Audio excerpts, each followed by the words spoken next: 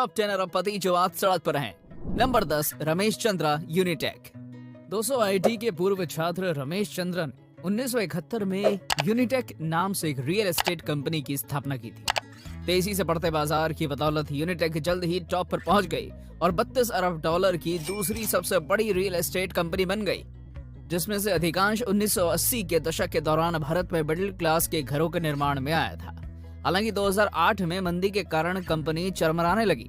उथल पुथल के बीच चंद्रा ने दूरसंचार क्षेत्र में प्रवेश किया। हालांकि शुरुआत में इसे खूब सराहा गया, लेकिन 2G घोटाले में शामिल होने के कारण जल्द ही इसकी चमक फीकी पड़ गई। इसकी इन्वॉल्वमेंट इतनी गंभीर थी कि चंडीगढ़ में कंज्यूमर फोरम ने उन्हें 3 साल की जेल की सजा सुनाई। इसके बाद दिल्ली हाई कोर्ट ने उन्हें और उनके बेटे संजय और अजय चंद्रा को इन्वेस्टर्स द्वारा दायर धोखाधड़ी के मामले में गिरफ्तार करने के बाद जुडिशियल हिरासत में भेज दिया। नंबर 9 जीवार्ज का ब्रदर्स आलोक इंडस्ट्रीज। जीवराज का परिवार की कंपनी आलोक इंडस्ट्रीज एक समय देश में सबसे अच्छा प्रदर्शन करने वाली टेक्सटाइल कंपनीज में से एक थी। उसने फाइनेंशियल ईयर 2015 में 24,382 करोड़ रुपए के राजस्व पर 254 करोड़ रुपए का मुनाफा कमाया, लेकिन ये ज्यादा दिन तक नहीं चला। जीवराजको ने 1986 में सिलवासा में एक यूनिट के साथ कपड़ा व्यवसाय की मामूली शुरुआत की थी। अगले 2 दशकों में उन्होंने कई blue chip customers Walmart, JC पेनी और टारगेट का पोर्टफोलियो बनाया और H&A ब्रांड के तहत भारत में 130 से अधिक स्टोर की चेन बनाई।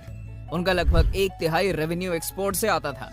2013 तक 10 वर्षों में कंपनी ने एक्सपेंशन पर 10,000 करोड़ रुपए खर्च किए, लेकिन ग्लोबल कंपटीशन के बीच निर्यात में भारी गिरावट आई, जिसके कारण मार्च 2017 में कर्ज 25,505 करोड़ रुपए हो गया।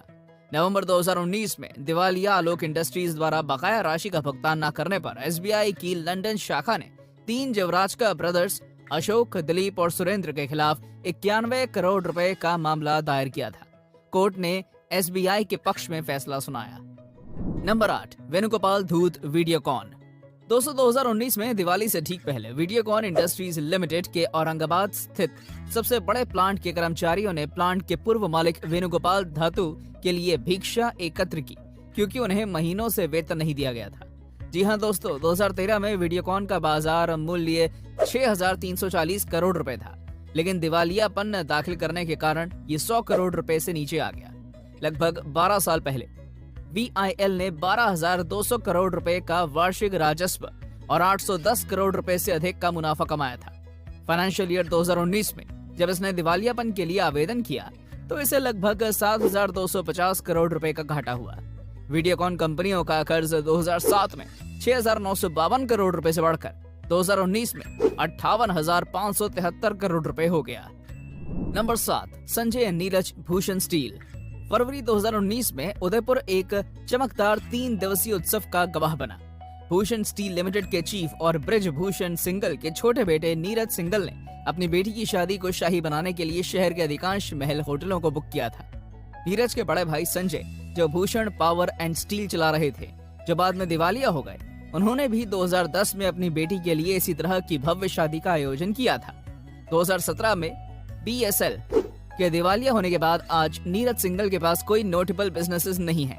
मार्च 2014 में BSL का बाजार मूल्य 10,267 करोड़ रुपए था, लेकिन कर्ज की अधिकता और जांच के कारण अगले 1 साल में यह गिरकर 1,492 करोड़ रुपए हो गया और कंपनी को मार्च 2017 में 49,957 करोड़ रुपए के जॉइंट लोन के साथ छोड़ दिया, जबकि मार्च 2010 में यह लोन 11,404 करोड़ रुपए था। दूसरी ओर संजय सिंगल की 3.5 MT BPSL का कर्ज 2011 में 13,401 करोड़ रुपए से बढ़कर मार्च 2017 में 37,938 करोड़ रुपए हो गया। इंडस्ट्री के अंदरूनी सूत्रों का कहना है कि दोनों कंपनियों के पतन का कारण भाइयों के बीच एक दूसरे से बेहतर करने की होड़ थी। नंबर 6 जयप्रकाश गौर JP ग्रुप। 90 वर्षीय संस्थापक जयप्रकाश गौर के नेतृत्व वाला JP ग्रुप एग्जिस्टेंस के लिए संघर्ष कर रहा है। 1980 के दशक में गौर परिवार तब प्रसिद्ध हुआ जब उन्होंने 2 विशाल बांधों सरदार सरोवर और टहरी का निर्माण किया। रियल्टी और बुनियादी ढांचे में उछाल के कारण समूह ने 2000 और 2010 के बीच बेमिसाल वृद्धि की।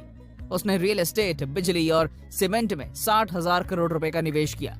3 कंपनियों Jaiprakash associates, Jaiprakash power ventures और जेपी इंफ्राटेक का कंबाइंड रेवेन्यू फाइनेंशियल ईयर 2015 तक 7 वर्षों में 476% बढ़कर 27,925 करोड़ रुपए हो गया।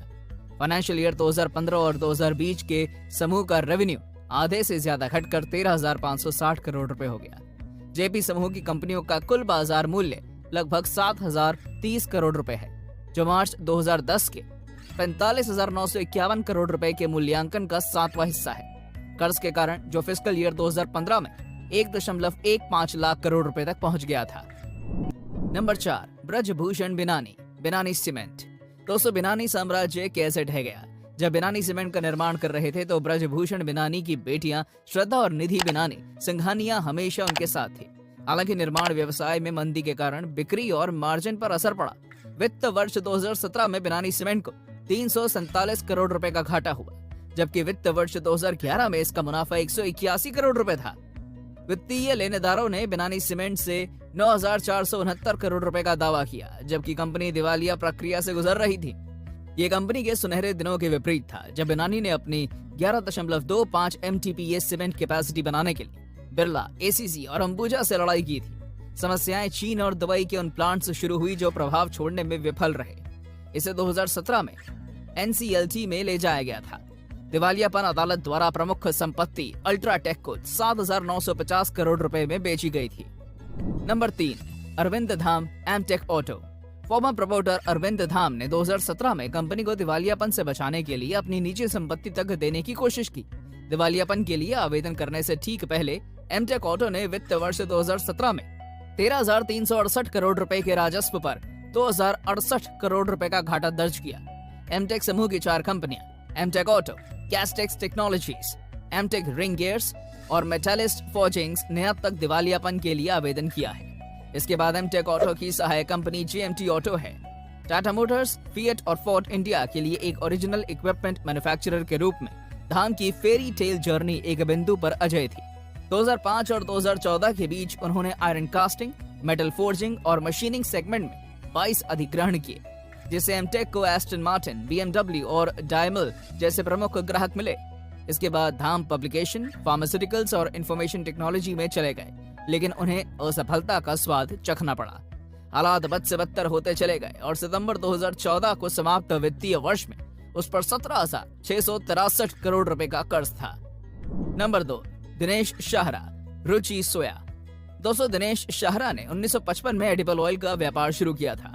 उन्होंने 1986 में रुचि सोया की स्थापना की। 25 वर्षों में यह 30,000 करोड़ रुपए की कंपनी बन गई, जो देश में एडिबल ऑयल, सोय मील, प्रीमियम टेबल स्प्रेड, वेजिटेबल और बेकरी वैट का सबसे बड़ा मार्केटर था। मार्च 2011 में रुचि सोया का मैक्सिमम वैल्यूएशन 3,521 करोड़ रुपए था। नवंबर 2011 में समस्याएं शुरू हुई जब इंडोनेशिया, जहां से रुचि सोया कच्चे माल की आपूर्ति करती थी, ने कच्चे एडिबल ऑयल एक्सपोर्ट पर कर बढ़ा दिया और देश में रिफाइनिंग को एनकरेज करने के लिए रिफाइंड ऑयल एक्सपोर्ट पर शुल्क कम कर दिया।